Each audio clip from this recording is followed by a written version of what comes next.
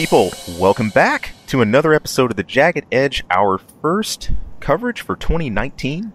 Specifically, hey, this is Ian here along with Chris. Hey, everybody. Hey, we're back. Thank you all for tuning in. Man, after Christmas, the holidays, New Year, all that good stuff, here we find ourselves in a kind of light news cycle, man. Yeah, well, everybody's got off, so there's not a lot going on. There are a couple big things that happen, though. Yeah, no, we do have them. I mean, mainly looking in the realms of streaming services. We still got some upcoming movies and, of course, games and stuff, especially with movies. We were just talking about this before we started. I'm so excited we finally get to see Replicas. Yeah, next week. Next week, we're going to have the review up for that. The first time we tried to see it, we just kind of got trolled. It got pushed back, and we were asking each other, dude, do you see this at your theater? Yeah, trolled is right. There was no announcement it wasn't coming out. Yeah. I know, I looked everywhere. And it just didn't happen, but we're going to have that here coming up on the channel too. So, but yeah, hey, there was no announcement of a date change or anything. Just we're just not gonna release it. It'll go by. It'll go by. It's like those old E-Trade commercials. I don't know if you remember it. The guy that was on the call waiting service. Be like, someone will get to you in 10 minutes, 20 minutes, in a day, sometime. Yeah. Oh well. But hey. Let's take a look right at the top of the list what we got here happening over in the streaming end. We got Stranger Things. Yes. Season 3. The announcement trailer is up for that. Yes. Ha! You do not watch this. I don't. You have not seen this yet. There's something wrong with your brain. I don't know what to say about that. I've been trying to get you. I got you with Voltron. I can't get you with Stranger Things though. Yes. Season 3 announcement. That was a fun little trailer. It'll be out July 4th. The first time it's not coming out around Halloween. Wow. Very exciting though. Looking forward to this. Love Stranger Things. For me, it takes me right back to the 80s as well as the intent. Right. As it is a period piece show. Can't wait. I mean, it doesn't really tell you much. I haven't dug into it too much. I do know that at one point on that old 80s screen, it highlights several words, and it says something about the yellow and the blue, something meeting somewhere, which, if you look at the poster that they released for this, kind of matches up. I haven't really looked into all of that, though. As you can tell, I kind of know what I'm talking about, but I don't really remember everything. Right. I kind of like taking Stranger Things as it comes. I don't like to dig into it too much, but yes, maybe Ian will watch this one. You know, probably not. You may well be happy to know. That I have started. I have started season 1. Oh, you did? Yes. How did you even stop? Well, life. But I'm gonna. My goal here is, and I kind of kicked myself. I was like, dang it. You know, if I hadn't been as busy with holiday stuff, that would have been a perfect time to sit down and really book through it. But I'm going to take some time aside and just do it. Go through it. There's two. I mean, I've binge watched shows before, but there was two I had no choice in. I mean, my brain was just like, you are watching all of this right now. And that was Daredevil season 1 and Stranger Things season 1. Stranger Things came out, and I just happened to come across it the night it premiered. Wow. This is when I was rehabbing from surgery, right? And I was just up, and it popped up. I'm like, what's this Stranger Things? What's this all about? And I watched the whole damn thing until like 8 a.m. Daggum, man. Yeah. So all right, now I'll sleep. I couldn't stop. So good. So very excited for season 3. Sweet. All right, check out the trailer. And that's, if I was looking at that right, that's July 4th, right? July 4th. Perfect. Perfect. Sweet. Also, on Netflix, we got an announcement for The Punisher, not Thanksgiving edition, season 2. Yeah. This is, what should I call this? The Jigsaw edition? No, this is the actual announcement trailer. Right. This is what they've been doing as of late. They let you know 5 minutes before it comes out now. Hey, by the way. Oh man. Yeah, no, pretty much. Yeah. It's going to come out January 18th, which had already been leaked. Right. Right. But this is officially telling you this. You're actually seeing some new footage of the Punisher, Jigsaw. Yep. Which, if you follow this stuff at all, they've said since the early, since season 1 has been done, early on they've been saying, Jigsaw is coming back. But like I said before the show, this is not Jigsaw. This is Patchwork. that face is not nearly ruined as much as it needs to be Jigsaw, and I hope we're just getting a bad look at it. Obviously, there was a lot of low light. There wasn't a lot going on. You could have maybe not seen that as well, but from what you saw, that's disappointing. We'll see. We'll see. I'm interested. Yeah, I'm interested. No, for sure. It's the Punisher. It's the Punisher. I'm interested. I'm gonna watch it. We're not gonna cover it. We're done. We're done covering these because they don't matter anymore. Sorry, it's the truth. Yeah. As far as a compelling season of stories, yes. As far as the greater extension to MCU, we know that doesn't exist anymore. Exactly. So, disappointed with how Jigsaw looks. But just like everything else that has been talked about the Punisher, the majority of responses are, "Who cares? It's done. They're going to cancel it anyways." Right. So, and I'm not going to. I mean, I get that, but it's the Punisher. It's John Barenthal as the Punisher. He's the best thing going on about season 1. Maybe they will put him in a more extravagant situations, which is where the Punisher really shines, is when he's dealing with stuff that superheroes need to deal with, but instead he's a guy with a gun, and it's him, his gun, and his determination. So we'll see. I mean, the dude gives a stellar performance. I mean, I think back to the first season of Punisher, right? Episode 1 and 2, especially episode 1, with him with the sledgehammer. Mm-hmm. That's Punisher. Yeah. So well done. So, and at the very least, I think just looking back at the Netflix legacy, it's I think how the portrayals have been typecasted. Barenthal was dead on. I adored Kingpin in Daredevil 2. He was excellent. Mm-hmm. And list goes on and on. So cool. Now we'll see. Also about Jigsaw, yeah, dude. The end of season 1. He looked a lot worse than what we saw there. Oh, big time. Yeah. Into season 1, dude. His face, like he was demolished. So I don't know. Quick heals, I guess. Who knows? But yeah, those two will be coming out, and then I guess it's Disney on the horizon. So. Well, no, then we have Jessica Jones season 3. There is no Thank you for reminding me of that. Yeah. And then I recently found out that there is, in fact, they have to wait 2 years to be able to use any of these properties.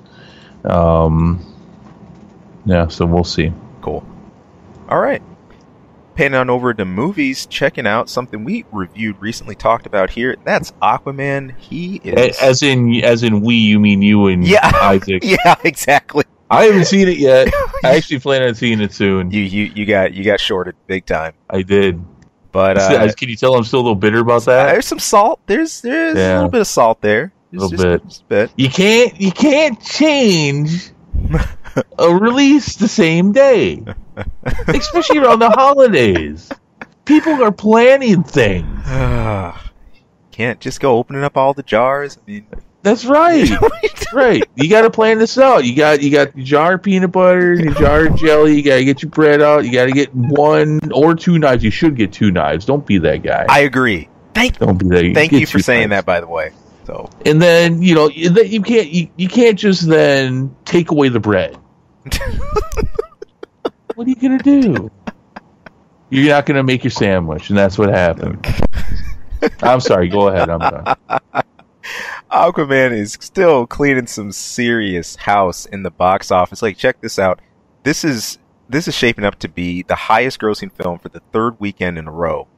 With this weekend, as we're talking here, as of January 5th, being the 3rd weekend. Not just that. This is now the highest grossing DC film ever overseas. Overseas. Right. But I want to specify that's not just the highest grossing DCEU. That's like everything. That's like higher than Batman 89. Yeah. Higher than The Dark Knight. That's a really important underscore. because that's doing something. And then Nolan's trilogy was a excellent piece of film. Yep. So, but wow, actual figures behind this is bagging in. Look, just under 650 million at the time of this recording. We got an estimated 886 million globally by the end of this weekend. So, wow. It's doing good. Wow. Yeah, killing it. Is it worth it? I don't know. Yeah. I say Isaac and I definitely said this is worth going to see, especially if you've been following DC films. If hey, owe it to yourself. If you've gone through Wonder Woman, Justice League and the rest of it, and, you like to follow stories like we do, go see it. Do yourself a favor. So and since I haven't seen it, I asked this as a genuine question. What contributes to this? Why do you think this is doing so well? I think it's because we're telling a true to honest hero story without trying to insert extra grit or trying to insert things that it's not. This is a film that while there are many things happening and you have a lot of different plot points, it's comfortable with what it is. And I think it because it doesn't spend time trying to be extra edgy or, and then this whole gritty angle, and that it tells literally a hero story. That this is what the origin films feel like. There's some elements of this that even felt when I was watching this that were very MCU-like. From the introduction of a hero, their struggles, going through a complete crash period, sort of coming back from that, and then at the end of that scene, where they stand in their own world, universe, city, whatever it is that's important to them. You have all that here. And I think it's because this tells that is part of the reason it does so well. Now, I really wish we had this before Justice League. Would have been even better there. But again, this is holistically, this does a cool job covering not only Aquaman, but finally giving us a full look at Atlantis. I know it doesn't show what happened in Justice League, but doesn't Justice League kind of take place in the middle of this movie? Justice League... They skip by it, obviously. Yeah, Justice League was technically before this movie, because there is one, this isn't a spoiler at all. There is one specific mention about midway through about how he helped in the battle against Steppenwolf. And that's it. That's the only throwback you really get to Justice League. It's in some rough stuff on like the newscasts are talking about like superheroes and their role in the world. But specifically, there was that one line of dialogue that basically mentioned Justice League, and that told me, all right, that's past tense. That's happened. Mm-hmm. So, Okay. Yeah. All right. Keep that feather in your hat about it. But looking at this though, looking at the success and striking gold again. For first, in this recent era, Wonder Woman, and then this. What's this looking like for the future of DC films? You think the slow pace, maybe one or two a year, cranking out a solid, whether even if it's even a pseudo origin story, really, really basing things strongly in the roots of those characters? I mean, does that look like the route we're going here? Well, I think you've got your big DC fans, obviously, right? The interesting thing about that is that Aquaman's not. He's not a hugely popular superhero. I mean, everybody knows who he is, and I mean that's because in our childhood he was engraved in our brains. Yeah.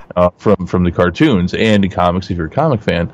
I think the fact that it's Jason Momoa, is a big deal. A lot of people like him, and the ladies like him. That's for sure. But I think there was also general curiosity of, well, how are we approaching this? Because this is the first movie since Justice League. Right. And I think there was some general curiosity there too. I like the fact that people are generally happy with this movie. We gave it a 7.5. 7.5. Yep. Yeah. So I mean, it's not a great film, but at least by that review. But it's a good. A lot of people are liking it, and as you just said, it does a good job of being something that we haven't seen from the DC yet. Definitely. From the DCEU, the worlds of DC.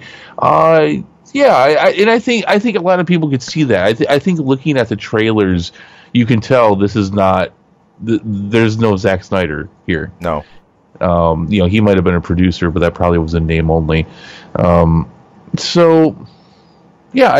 think a lot of people were curious. I also think that looking at the movies that we had, that came out around that time. What the other ones were Bumblebee and Mary Poppins Returns. Right. If it wasn't Bumblebee, well, I was going to go see both. And Bumblebee is actually not doing all that great. So, and I wonder if I didn't come from the 80s, if I was an 80s kid, would I have picked Bumblebee? And I don't think I would have. Right. So I think a lot of it has to do with when it came out, too. It's clearly the dominant for the holiday season. For sure. I mean, you look back, especially with how much that Gen 1 feeling in some of those late trailers, what that elicited in the early Transformers fans. I mean, I wonder if it's that alone, that was there for the initial rush. Those who, like you, who remembered and wanted to see what the new rendition was going to be like. It's not just remember, we're programmed. Right, right. We really are. Dude, they're coming out with studies now about 80s kids and just the commercialism we were programmed with. It's nuts. I love it. I am endearing to it, but at the same time, I understand they are my robot overlords. Oh, man. Not even there's a reason why all that crap became illegal in the early 90s. Yeah. Man, it takes you back. See, I feel I caught the safety net on all of that. I was young enough to where, of course, I came by TV and I was propped up in front of it, but I didn't bathe in that water quite as you did. Dude, we bathed in it. Oh my God, we bathed. All the different waters: the Thundercat water, the GI Joe water, Transformers water, the He-Man water. Did I already say He-Man? There's He-Man water. And all the other ones. There was a bunch more, but those were some of the big ones. Right. We bathed in all of it, and we never even drained this. We never even drained the tub. Just it's all right. We'll sit in this. I especially remember He-Man. I was big into that coming up. Yeah, that was such a. You know what? I mean, He-Man was fine. The toys were great. Oh yeah. But really, I think back on that cartoon, and it was just so much reused stuff. Yeah, it was. That's all right, though. That's okay. Man. It's not okay, but it's okay for now. It's over 30 years old. Yeah. So, what are you going to do? We're moving along. Love it. Hey, I got a quick question. Quick question about He-Man. Remind me of this. Was He-Man, was that Hanna-Barbera? Oh, good question. I think they were associated with them. I don't know if it was a full-on. Because you were saying, reuse, and I kept thinking of the style of it, and I'm like, that really reminds me of the old Hanna-Barbera cartoons, but. Yeah, well, yeah, they did that stuff constantly. They were dirty like that. They were very dirty. Very good. Oh, right. I'm gonna have to find out. I don't know offhand. Yeah. You're usually a master fact guy with all that stuff. So I figured I'd run it by you. But, oh man. Well, hey, here's one you pulled my attention to. A movie I was not paying any attention to. This was the Jay and Silent Bob reboot movie got announced. In fact, yeah. Go ahead. No, go ahead. Oh, okay. On New Year's Day, Kevin Smith, he made the official announcement that the pre-production had started. This is going to be about Jay and Silent Bob going back to Hollywood to try and stop a reboot of the superhero film Blunt Man and Chronic, which is actually based in the comic book, which is based on them, and they hate it. Yes. See, now this is interesting because Jay and Silent Bob, Kevin Smith in particular, they get attracted to people of all ages. But in large part, this is the 90s creation. We're talking about me as a kid in the 80s, then we're talking about me as a teen in the 90s. So, these guys, with Clerks and everything, and this is obviously product of the 90s, right. Geared right towards my demographic at the time. How much do you know or care about Jay and Silent Bob? Very little. Right. Very little. I kind of figure, and that's just, I think that has as much to do with timing as it does your interests. Right. These guys obviously came around during the 90s boom, and they're talking a lot about comics and stuff. But they don't really quite they don't fit into your demographics too much, I don't think. Right. But at the same time, I know people who are in their teens now or in their 20s now, and they love Jay and Silent Bob. Well, there you go. So this is kind of timeless. So you've never seen? Have you seen Clerks? Mm-mm. You've not even... Well, that we need to fix. We have to at least fix that. But do you know who Jay and Silent Bob are? That I do know that. Please. Okay, you know. Okay, so yeah, I mean, they came out. They've been around since the '90s. Kevin Smith, he made Clerks, Clerks 2, Chasing Amy, a bunch of other movies. A lot of people, Matt Damon and Ben Affleck, got their starts with him, along with a lot of other actors and actresses. But Jay and Silent Bob have kind of been a constant in most of these films. It's kind of funny because we can even go as far as saying there's a shared universe here, to which there is, but it's not all that. But, you know, so these guys have been kind of a constant. And then in the early 2000s, they came out with a movie, Jay and Silent Bob Come Back. So it's a whole thing. These guys make this comic book, Blunt Man and Chronic, and they base it off of them, and they're pissed off about it. But it actually does really well. They actually make a movie out of it. And so now they're going to reboot this movie, and they're pissed about it. They're going to try to stop them. It's hilarious. And if you know this, if you know everything that goes behind all this, it's hilarious. And I'm looking forward to this. But in writing this, I was like, I wonder how much Ian even knows about these two. And there it is. You just know they exist. Yeah. This is the news hour for me, man. So it's going to be a lot of fun. They started production. Actually, it's been a pre-production for a little while.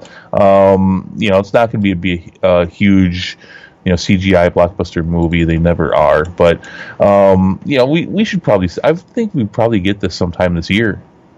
Yeah. You know, maybe not. Maybe the beginning of next year. Cool. In 2020. But yeah, it'll be a lot of fun. Cool, man. I'm all for the PBS News Hour. There. Is that what it was? No, kind of. No, I mean, no, really. Like, you just gave me a part of, like, nerd culture that I had no idea about. I love that stuff. Definitely. Oh. See, now, and that's the thing. You don't watch The Walking Dead. Right. And for the first, like, 8 seasons of The Walking Dead, almost immediately after, there was Comic Book Men. And you ever seen all these storage TV shows, these storage reality shows? Storage Wars and... Right. It's kind of like that, except instead of it being storage things, it's based in a comic book shop, and Kevin Smith runs the shop. He and the actor who plays Jay, I forget his name right now, they both own it. So they're around a lot too. Dude, people love this thing. I mean, it was like your comic book overload every Sunday with The Walking Dead, and then you got Comic Book Men after, and they just recently took it off the air. But yeah, you know, it's in a section that you don't normally delve into. So cool. Well, I tip my hat. I'm actually wearing a hat. You can't see it, but I'm tipping my hat to you. So are you wearing a hat? I am. Okay. It was like a backwards tip, a really awkward tip because I have it turned around, but I tip my hat, so thanks. All right, good. You're learning stuff. Love it. On the line of comics here, we had a toy reveal. Now, is it just me, or does a lot of stuff get potentially spoiled in the action figure line and merchandise lines? This feels like a repeating story with Marvel, because I think back to Thor's hammer, and you know. Yeah. This used to actually be really bad. Going back years, I mean, it still happens sometimes. I think sometimes now it's intentional. Right. Like they know this stuff is going to release, but there's been a lot of stuff spoiled over the years with toy releases, and like these, like Lego's done a lot of stuff. Yeah. Where they'll show upcoming sets and stuff that'll come out. It's like, hey, look, there's Ultron, and there's half the stuff that's going to happen in Age of Ultron, and like stuff, and that was a big one that happened. And you know, I don't know if this one's sketchy. Yeah. This one's kind of. Did you looked at the image already? Yeah. Check this out. This is kind of give some context what I'm even talking about here. This is for Captain Marvel. Had a reveal of the toy that's coming out for this. So basically a really close look at the action figures coming out for this whole line for this next entry we got to the MCU. Now, one of them made mention to the fact that Nick Fury's character's got green pupils. Now, assuming that's not a paint error, which it could be, assuming that's not the case, this likely means at some point he's gonna have a Skrull version of himself out there. Yeah. So I can't. You know, I'm looking at the image. I don't really see the green. Do you? I mean, dude, I see it. Like, you gotta zoom. I mean, you gotta get this in max, but like, it's less in the, I guess, like in the iris area, more in like the sclera, the white. Like, sure. you're like, okay, okay. Tell you what, do you have two monitors up, right? I was just gonna say, just drag the image into other monitors. And see I'm still trying to find out who made He-Man. All right, you're done. Never mind. Why am I even? I'm just talking to the wind here. So. No, I can kind of see it, but I don't think so. I think this is more people reaching, as people tend to do. And we report on it half the time. So, and because it was a slow news week, I'm like, sure. This reminds me. Speaking of one of the funniest reaches, and I know you don't follow anime, but there's a really funny one that happens in Dragon Ball all the time. So, Akira Toriyama, he's still behind the series, and Dragon Ball came back recently as Dragon Ball Super. It's got an ongoing series. They're coming out with the movie to it and everything else. It's still a thing, still a huge thing. But Toriyama himself regularly forgets different changes or just different little things, or just sometimes you just can't be bothered with certain color, and it's hilarious because you'll have the fans that'll go out there and go on some crack theory about what's happening and what that color palette means and and really it's like, I just forgot. Like, it really doesn't mean anything. So I always smile at stuff like this. Yeah, man. Yeah. Well, we'll see. We'll see in about 2 months. We'll see. All right, spinning on over to gaming side of things. Now, here's something genuinely terrifying. I didn't play through this game myself, but I took a couple weeks aside. Each lunch break, I watched a part of this till I got through it. I'm talking about Alien Isolation. This game was phenomenal. I watched a no commentary playthrough, including deaths and all. It felt like being placed right in the old school, like, Alien movies, like from the 80s. If you have not played or watched Alien Isolation, at least, I highly recommend it, especially if you're a fan of Ridley Scott's old work, if you just like the Alien series, whatever else. But we got a little something that came out just this week over on Twitter. This is from the official Twitter account for Alien, and it's just this really just purposely poor quality video asking who is Amanda Ripley, and there's some screams in the background. You hear the xenomorph itself, and then there's just some really loose, sketchy information about, watch and find out and things like that. So this looks like writing on the wall for a follow-up to Alien Isolation. I was so hoping it would get one. The ending of the game leaves it wide open. In fact, almost as open as the end of the first Alien movie did for her mother, the Ripley we all know. Hey, doesn't it end very similar? Yes, very similar. The ending was kind of creepy. She is. Wait, are you gonna watch? Should I even say? Not spoil it, man. What, this game came out 10 years ago, right? 10 years. I don't know about that, but it's older. Yeah, okay. It ends. She's adrift. She's floating out in space because she had to blast herself out of an airlock. There's a xenomorph that almost kills her, but she's just floating, just with her suit, and I don't know how much air or whatever she has left. And as she turns, the camera kind of zooms in on her, and there's a light that comes near her, and she kind of regains consciousness, and right as she's about to, it cuts. So I think someone found her. She's getting picked up or something like that, but the whole situation with the xenomorphs and how she dealt with the station was insane. It was completely infested. I'm surprised only one got on the ship she was at when she was escaping, but it's wide open. She was very much alive. So, by the way, it came out 5 years ago. There we go. But and by the way, He-Man was produced by Filmation, and actually the person who so not Hanna-Barbera. Okay. But that the gentleman who owned the rights to that and created that for the sake of He-Man passed away about 5 years ago. Oh wow. Yeah. So the more you know. But not Hanna-Barbera. Okay. All right. That's it for all my research. I could put that. Yeah, sure. Alien Isolation. I was looking forward to this. There was rumors that it was going to come out for free on PlayStation Plus this month. Right. So I was really looking forward to that. That's been on the list of games to play for me. Yeah, give me a reason. Give me more of a reason, because I've got a big list of games right now. So it's near the bottom of the list. Give me a reason, it'll jump up. Cool. Yeah, good. Something good should be done with the Alien franchise. It should. This is a gem in Aliens. If there's anything you've not liked about the movies, this game, go watch this or go play this. I'll say this: if you do play Alien Isolation beforehand, try not to do so on Xbox with the Kinect. I think the motion thing, Kinect, yeah. So here's the funniest part. There are people who are playing on Xbox that got genuinely freaked out because the Kinect actually hones in on your sounds that you make too. So like some people were like hiding, and they'd like they'd be talking or they'd scuffle, and the alien would burst around a corner and find them.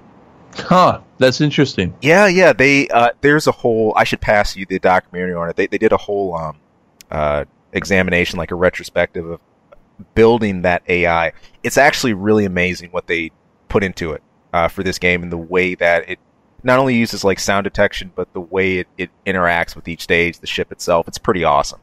I mean, that's cool, and I'm actually glad to hear there's a game like that out there, and that would be better with a VR experience, I think. Oh, VR is heart attack inducing.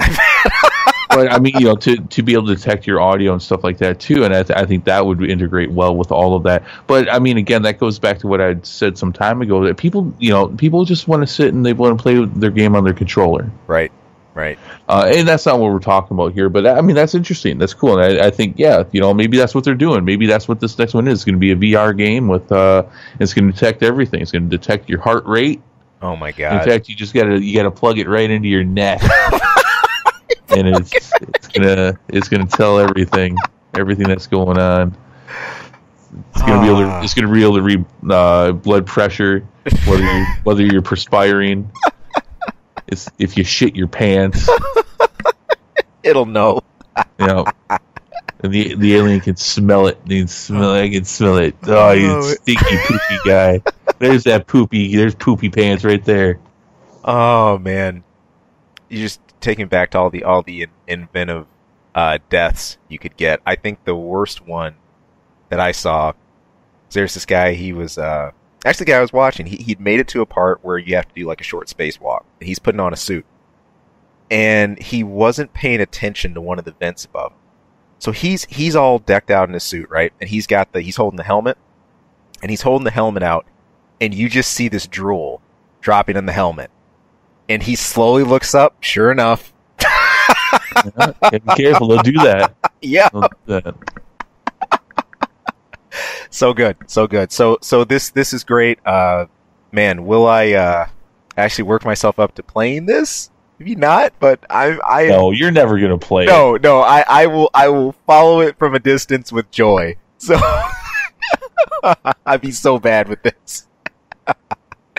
Love it. Oh man, hey, check this out too. Moving on to Blizzard related stuff here. I'm looking at some of the Hearthstone. Wow, if I can say that word. Hearthstone devs are actually working on a new Marvel game, of all things. Now, hope I don't put this in the pile of the whole Marvel thing that's happening with Square Enix that I haven't seen yet. Because you throw that in the same pile with Final Fantasy VII. May as well at this point. Yeah. May as well. This was actually pretty interesting. It was a startup. Chinese mega company helped fund this. They're called the group developing this is called Second Dinner, but they work with the startup called NetEase. NetEase donated $30 million to this project to actually help push it. So I'm thinking about rights and stuff like that right off the bat. I was like, okay, wow. I mean, the fact that they're using Marvel properties in and of itself is a pretty big thing. So they've already raised the cash for this. They're working on this as is. I didn't play Hearthstone, but I know that Hearthstone had a pretty solid following. In fact, still does. Yeah. Yeah, I mean, if you're especially if you're on the lines of like card gaming and stuff, and like what Magic has done recently, bringing its platform in. But anyway, the scope of this thing, we don't know a whole lot about it yet, but apparently it's gonna take a pretty broad, pretty encompassing approach to most of the Marvel cast. You're gonna be ranging, probably anywhere from Avengers, X-Men, even Spidey. This is actually a quote from their blog on this.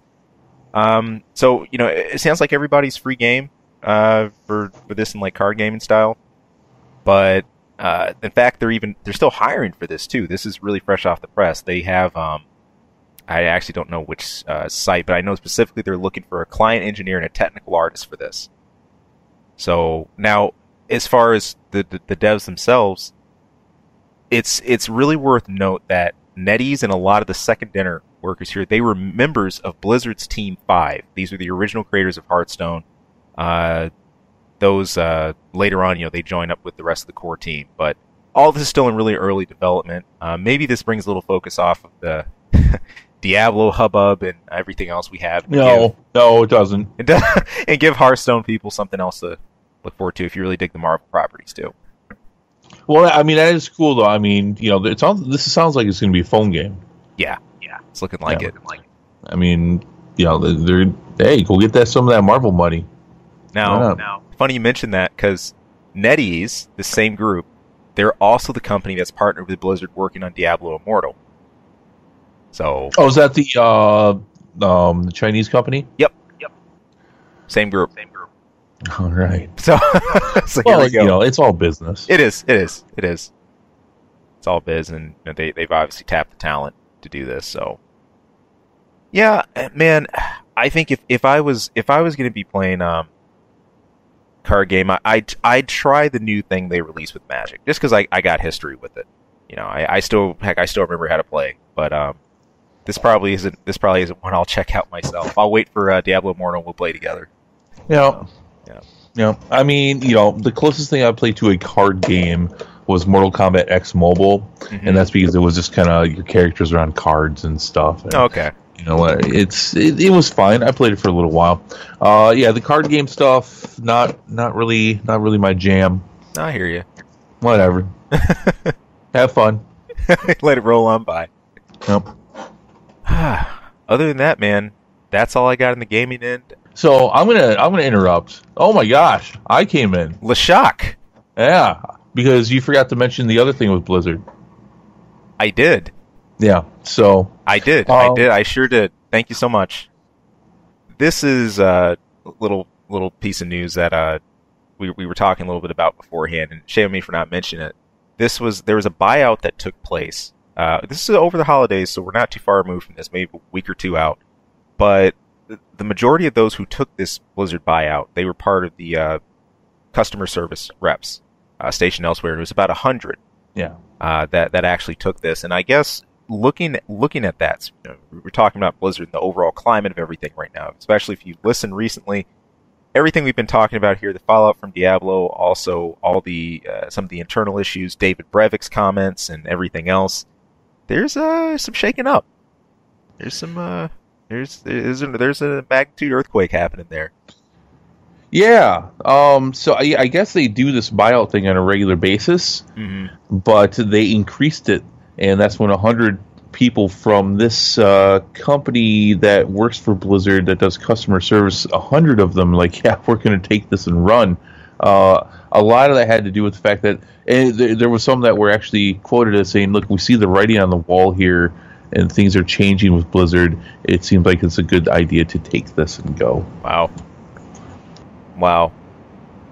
And I just kind of let that sink in a little bit. I mean, Blizzard, I think it still carries as far as if you go as a technical artist or someone to work there. If you have chops being in the gaming industry as a resume builder in and of itself, that's a hefty credential. To have it still has that clout behind it. But if you had a taco truck outside of Blizzard headquarters, you still have the best taco truck.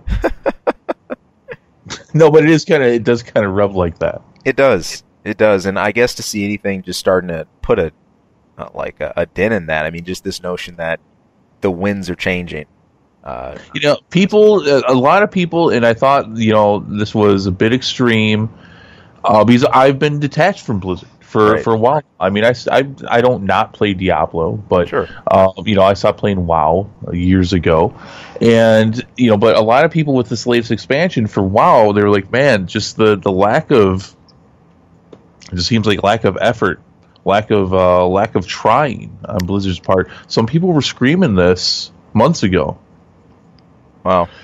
And it looks like it's coming true. I mean, they're shifting their goals, and for years Blizzard's goal was to bring quality games of the highest value to their customers, and that's, there's been a value behind that name for years. Right. They're openly shifting. They're like saying, no, we're gonna pay attention to finances right now. Dangerous. And it's not that, obviously the game was profitable. It's not that, it's not that the company hasn't made money, but they're tightening the belt here. Right. And they haven't really ever done that, to my knowledge. And if they have, it's been a long time. Right. They're shifting a lot of financial resources. They're cutting a lot of stuff. And what out of the article I read about this thing with Blizzard and these 100 people taking the buyout, they had made a statement saying, "Well, of course, this isn't going to change our value for customer service and how we bring customer service to you." And it's like, well, for anybody who thinks with logic, it's like, well, actually, no, I think that does change how you're going to be doing customer service, because you just lost 100 customer service reps. Yeah. So something's going to change there. You're definitely changing something. But it's, I mean, after the last year we've had, man, with EA and Star Wars and Bethesda and everything else with Blizzard, and just just where gaming's going, and quite honestly, the fall that's going to happen here for a lot of AAA games, and people are actually predicting not just a fall for AAA gaming companies, but maybe a second gaming crash now. Wow. Yeah, there's some, and I don't know if I agree with that. I definitely see a lot of AAA companies are going to fall here in the next couple of years, but I don't think we're going to have another gaming crash. You weren't around for that. No. I wasn't around to understand what was going on. I was very little, but looking back at it now, knowing now what I've learned from that, I mean, there was definitely a shift, even for me as a little kid. Things were different, but. I'm desensitized at this point. Hey, Blizzard. If Blizzard, it doesn't surprise me. Right. None of these companies, especially Blizzard's not Blizzard. Blizzard's Activision, and it has been for years now. And they're sticking their fingers all up in the company. Yeah, that's a dirty joke. But they are. They're messing around in there now. The CEO's gone. I can't be upset about it, because quite honestly, I think a lot of these big companies just need to go, and if that means Blizzard's got to be one of them, so be it. Man, if this is how things have to be, then this is how things have to be. It's not like the name matters; it's the people behind these companies, and these are the people that are leaving. Right. So, it's like you said, the guys from Hearthstone, they're doing something else, and they're doing a Marvel thing. I mean, does a Marvel card game entice me? No, but, this is what happens. It's like when the writer for, The Last of Us left. Right. And that was a big effing deal. Right. But, you can hope. Yeah, at the end of the day, the talent behind it, the people will make the name.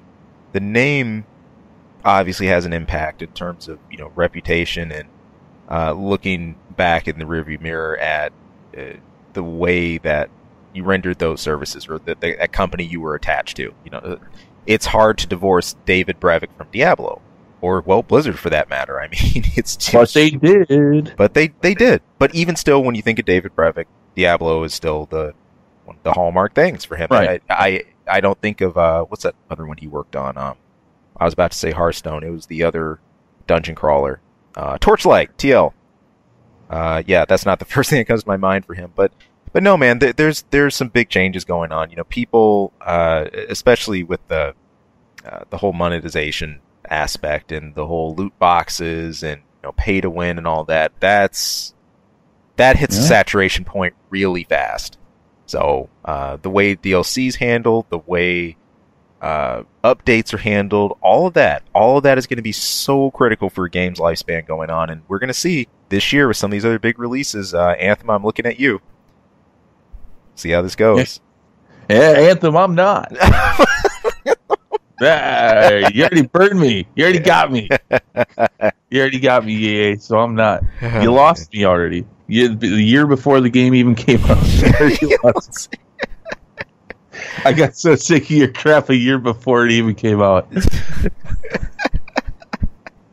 No, hey, that's just it's where we're at right now. Like while we're talking about this and I was listening to you, I'm trying to think to myself, what company, what brands do I follow now? Right. Going away from games, but more like companies. I think there's really only two.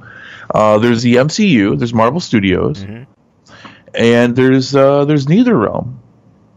Wow. And that's to a much lower extent. I mean, there's a lot of companies that I like. There's Insomniac, obviously made a very good game this year as well. The company Japan Studio, the people who made the Ico trilogy. Right. But I mean, there's really not a lot of them. And you shouldn't follow brands. I mean, brands should entice you to give things a look. But you shouldn't buy something just because it's got a name on it. But it says Apple, Chris. I don't have a single Apple product, so I don't even know what to tell you. I don't even know what to tell you. I guess case in point, right there. Yeah, I couldn't help it. I think the iPhone thing is always, it makes me chuckle when I think of that. I mean, without looking at specs or anything else, there was at least, maybe I think it's died down a bit now, but I know there was a contention at one point, iPhone whatever it is, X Machina 58, I want it. Wait, the 58i is here, I want that too. Yeah, well, and there was more. Like Lucasfilm was one of them. They burned that bridge. EA, I actually didn't care about EA one way or the other. But Blizzard was one of them as well. Hey, I mean, I'm not even playing any of your games right now, and you're kind of pissing me off. So, but you shouldn't, though. And I think it's a good thing. Overall, I think all this, and I obviously don't like it if people lose jobs. In this case, people took buyouts. But we're going to see a lot of big companies fall in the next couple of years, and that sucks when people get hurt from that. But overall, as for consumers, I think that's a good thing. Yeah. Some shakeup is needed. Okay, now we can have an info. For real. Now it's time for an info.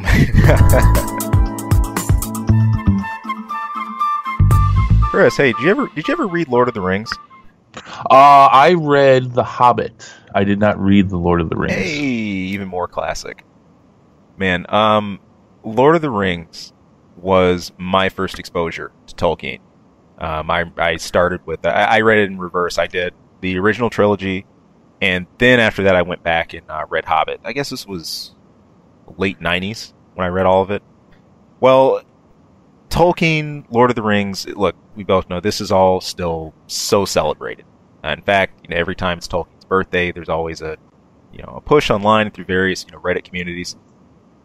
A little something went viral a couple of days ago, though this is pointed out on one of the Reddits for Lord of the Rings, I believe. But there was a post that pointed out a really weird connection between the day that he passed away and how Lord of the Rings is actually based. So I'll make this simple. Here's the post. J.R.R. Tolkien passed away in 1973.